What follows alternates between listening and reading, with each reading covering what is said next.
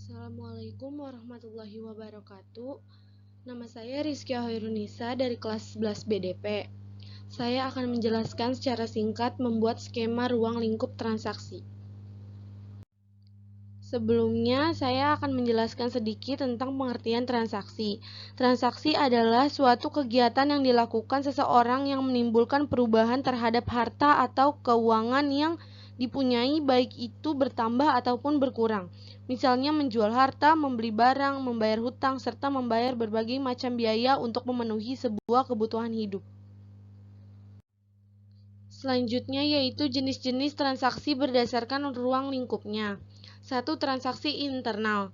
Transaksi internal adalah sebuah transaksi yang terjadi di dalam perusahaan, yaitu transaksi yang hanya melibatkan personalia yang terdapat di dalam sebuah perusahaan saja.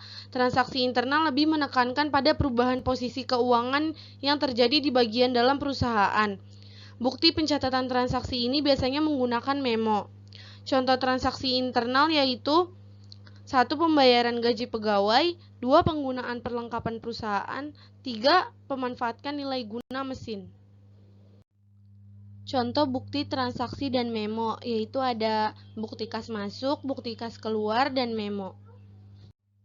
Yang kedua yaitu transaksi eksternal. Transaksi eksternal merupakan sebuah transaksi yang melibatkan pihak luar perusahaan, yakni transaksi yang melibatkan orang luar atau organisasi luar.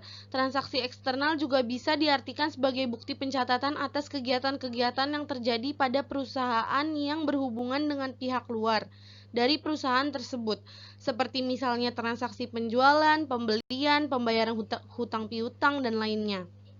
Contoh transaksi eksternal yaitu cek, biljet giro, nota kontan, faktur, kwitansi, nota debit, nota kredit, dan juga rekening koran. Selanjutnya yaitu jenis-jenis transaksi berdasarkan bidang yang dipengaruhinya.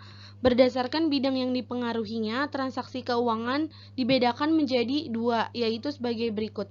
1. Transaksi modal adalah transaksi keuangan yang dapat mengakibatkan pertambahan dan pengurangan modal yang dimiliki oleh suatu perusahaan. Misalnya pengambilan sebagian modal oleh pemilik perusahaan untuk kepentingan pribadi. 2. Transaksi usaha adalah semua transaksi keuangan yang berhubungan dengan kegiatan utama dari perusahaan. Misalnya pada perusahaan jasa servis mobil, maka kegiatan utamanya ialah memperbaiki mobil yang rusak dari customernya.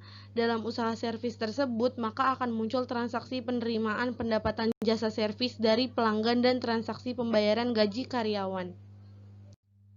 Segitu saja yang dapat saya sampaikan. Kurang lebihnya mohon maaf jika ada kesalahan kata-kata. Wassalamualaikum warahmatullahi wabarakatuh.